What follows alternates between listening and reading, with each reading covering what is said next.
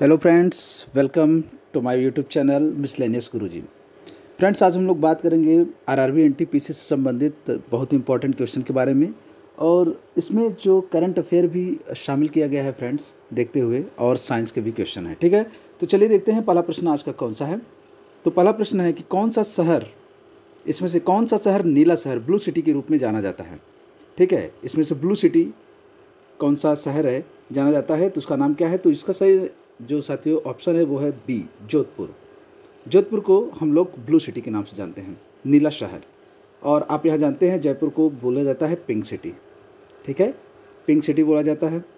जैसलमेर को बोला जाता है साथियों गोल्ड सिटी, गोल्डन सिटी।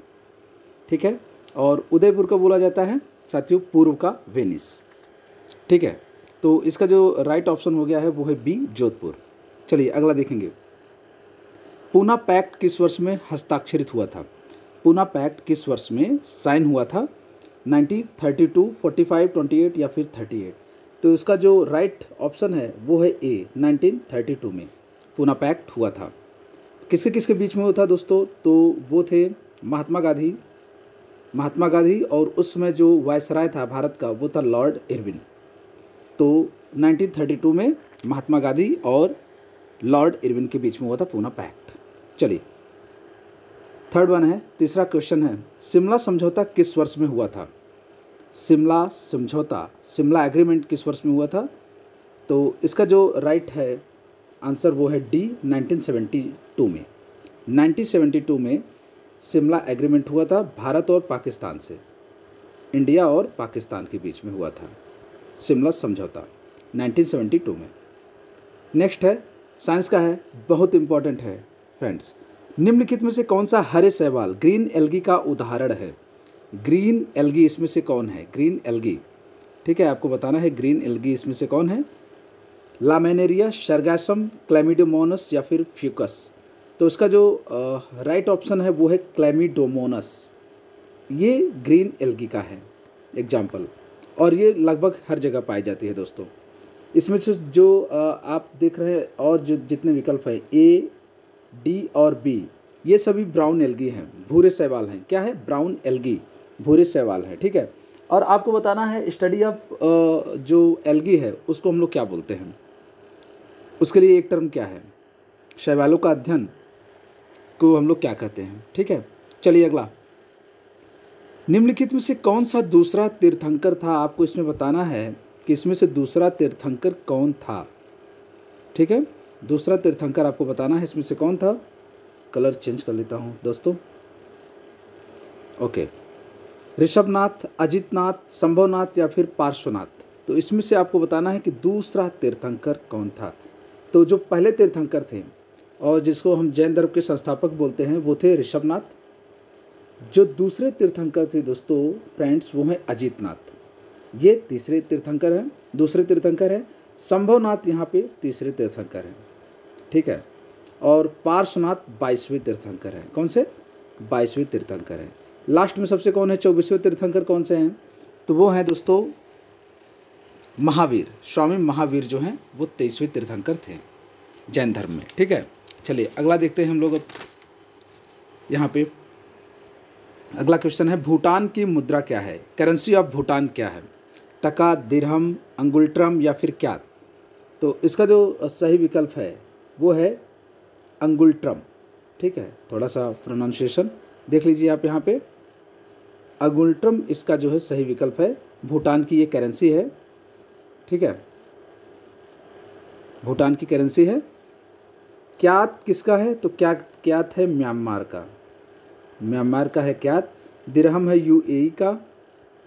टका है बांग्लादेश का। ठीक है, टका है बांग्लादेश का, दिरहम यूएई का है, अंगुल्ट्रम है क्यात का। और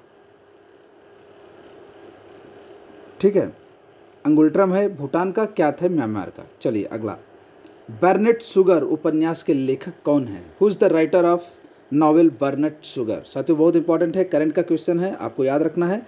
करंट भी 5 से 6 क्वेश्चन तो पूछे ही जाते हैं।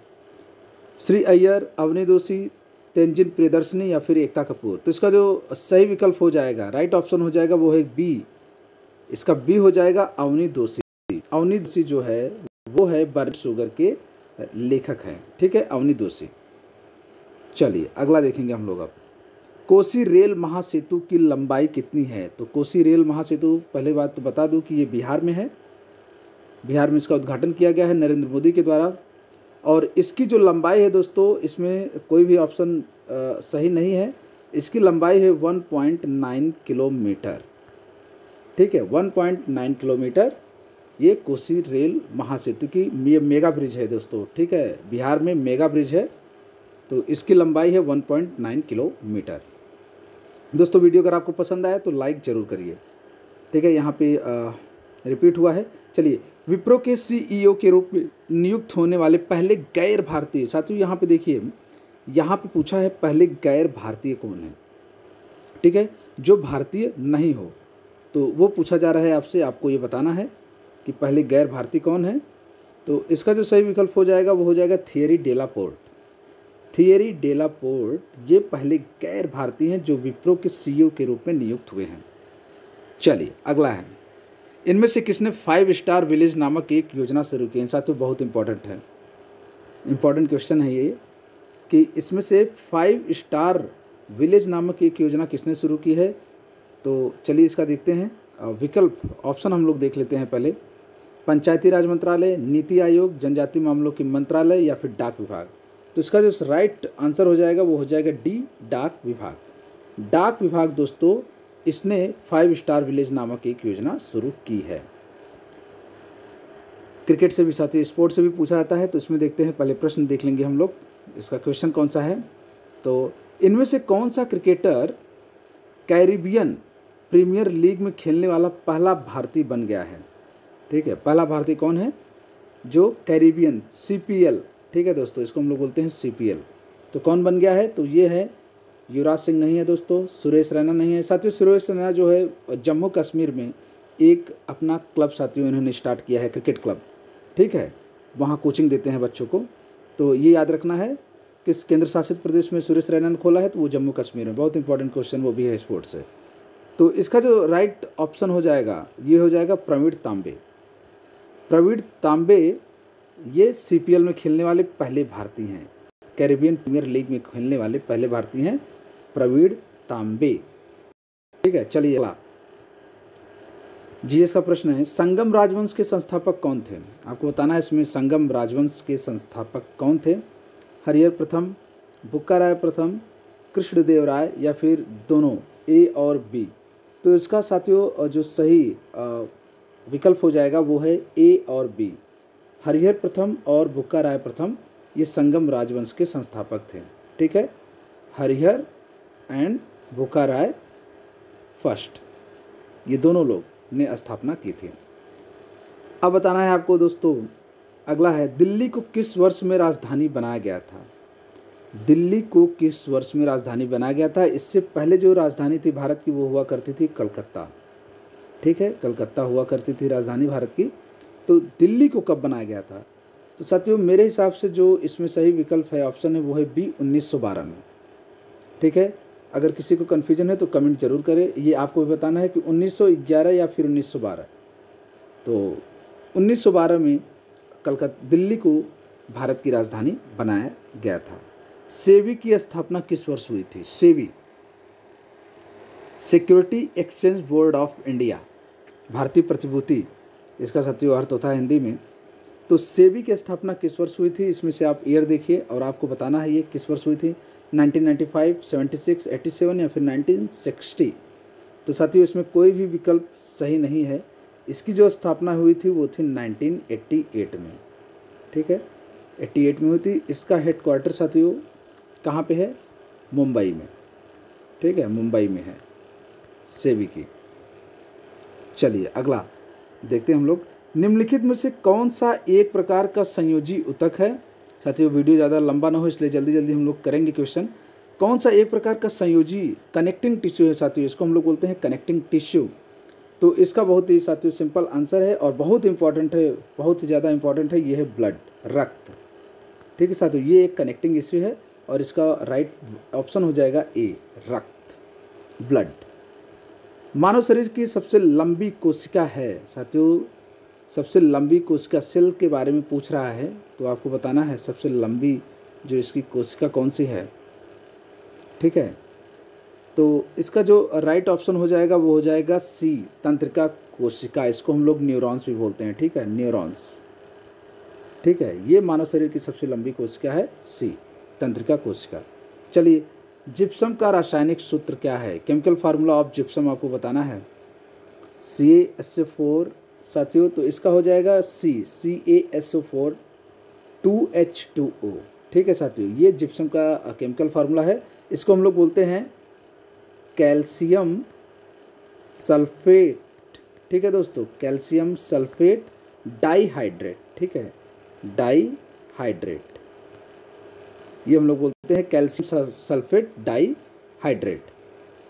चलिए, और आपको बताना है दोस्तों यहाँ पे फ्रेंड्स की प्लास्टर ऑफ पेरिस का केमिकल फार्मूला क्या है? अनुच्छेद, अगला है क्वेश्चन। नेक्स्ट क्वेश्चन है अनुच्छेद आर्टिकल 324 किससे संबंधित है? भारत के राष्ट्रपति, राष्ट्रीय आपातकाल, भारत निर्वाचन आयोग या फिर राजभाषा? तो इसका जो राइट आंसर हो जाएगा वो हो जाएगा सी, भारत निर्वाचन आयोग। ठीक है, भारत निर्वाचन आयोग से संबंधित है आर्टिकल 324। नेक्स्ट है भारत का राष्ट्रपति, जो भारत का राष्ट्रपति होता है वो राज्यसभा में कितने व्यक्तियों को नामित कर सकता है? 11, 12, 2 या फिर 15?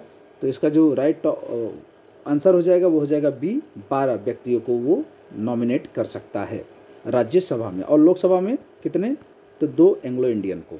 चलिए, कौन सी अनुसूची पंचायतों से संबंधित है? इसमें से कौन सी अनुसूची पंचायतों से संबंधित है? तो इसका जो सही आंसर है दोस्तों वो है फ्रेंड्स ए, अनुसूची 11वीं। अनुसूची 11वीं जो है वो पंचायत से संबंधित है। ठीक है, किससे संबंधित है? पंचायत से संबंधित है। चलिए, रक्तचाप के रखरखाव के लिए कौन सी ग्रंथि जिम्मेदार है? ब्लड प्रेशर के रखरखाव के लिए कौन सी इसमें से ग्रंथि जिम्मेदार है? वसामय ग्रंथि, अधिविक्र ग्रंथि। साथियों, ग्रंथि क्या होता है? ग्लैंड। ठीक है, इसको इंग्लिश में बोलते हैं ग्लैंड। थायराइड ग्रंथि या फिर प्रोजेस्टेरॉन? तो इसका जो राइट आंसर हो जाएगा वो हो जाएगा बी, अधिवृक्क ग्रंथि, एड्रिनल ग्लैंड। ठीक है, एड्रिनल ग्लैंड। इसको हम लोग 3F के नाम से जानते हैं, फियर, फ्लाइट, फाइट। ठीक है, तो इसको बोलते हैं हम लोग अधिविक्र ग्रंथि। ये रक्तचाप के लिए, रखरखाव के लिए जिम्मेदार होती है, रिस्पॉन्सिबल होती है। अगला है भारत का 100वां हवाई अड्डा कहाँ पर स्थित है? करंट का है साथियों, लेकिन थोड़ा पुराना है। तो भारत का 100वां हवाई अड्डा कहाँ पर स्थित है? तो इसका सही विकल्प हो जाएगा वो हो जाएगा दोस्तों सिक्किम। ठीक है, सिक्किम में हो जाएगा भारत का 100वां हवाई अड्डा, पाक्योंग में। ठीक है, पाक्योंग में। चलिए, अगला है साइंस से है रिलेटेड, गुरुत्वीय रिसेप्टर्स, गस्टेटरी रिसेप्टर का स्थान क्या है? त्वचा, स्किन, आंखें, जीभ या नाक? तो इसका आपको आंसर बताना है। तो इसका सही है वो है जीभ, टंग। ठीक है, जीभ से संबंधित है गुरुत्वीय रिसेप्टर, गस्टेटरी रिसेप्टर्स।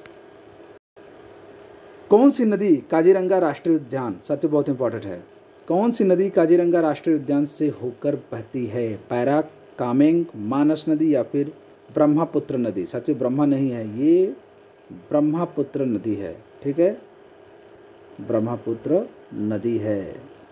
ठीक है, तो काजीरंगा राष्ट्रीय उद्यान कहाँ पे है पहले आपको बताना है। तो ये असम में है काजीरंगा, और ये ब्रह्मपुत्र नदी इस पार्क से होकर बहती है।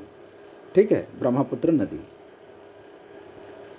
चलिए, निम्नलिखित में से कौन तत्वबोधिनी सभा का हिस्सा था? मंगल पांडे, सरोजिनी नायडू, राजा राम मोहन राय या फिर देवेंद्र नाथ टैगोर? तो इसका राइट आंसर हो जाएगा डी, देवेंद्र नाथ टैगोर। ये तत्वबोधिनी सभा से संबंधित थे। कौन? देवेंद्र नाथ टैगोर। चलिए, अगला आप देखेंगे हम लोग, भक्त तुकाराम क्या थे? पादरी थे, पेंटर थे, लोहार थे या फिर कवि थे?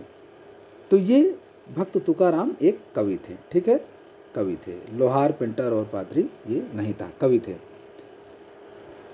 और आज का अंतिम क्वेश्चन है, कौन सा एक बुनियादी ढांचा मतलब इंफ्रास्ट्रक्चर सेक्टर से संबंधित नहीं है? बस, टेलीफोन लाइनें या बिजली? तो साथियों इसमें मैं आपको बता दूं फ्रेंड्स, बस जो है ट्रांसपोर्ट से है, ये है बिल्कुल है। टेलीफोन लाइनें ये कम्युनिकेशन है, ये भी इंफ्रास्ट्रक्चर है। बिजली ये पावर सेक्टर से है, ठीक है। बैंक साथियों नहीं इसमें, ठीक है, बैंक नहीं है। बाकी ये तीनों इंफ्रास्ट्रक्चर से संबंधित है, इंफ्रास्ट्रक्चर से। तो इसका जो सही विकल्प हो जाएगा, ऑप्शन हो जाएगा, वो हो जाएगा बैंक। तो दोस्तों ये इसमें मैं आज से साथियों स्टार्ट किया हूँ एक वीडियो रेलवे, स्पेशली रेलवे के लिए। और इसमें आपको जीएस के साथ साथ करंट और साइंस के भी क्वेश्चन मिलेंगे, ठीक है। पूरा फुल पैकेज चाहिए। तो वीडियो अगर आपको दोस्तों पसंद आया है तो इसको लाइक करिए, शेयर करिए और चैनल को भी हमारे सब्सक्राइब जरूर करिए। Thank you.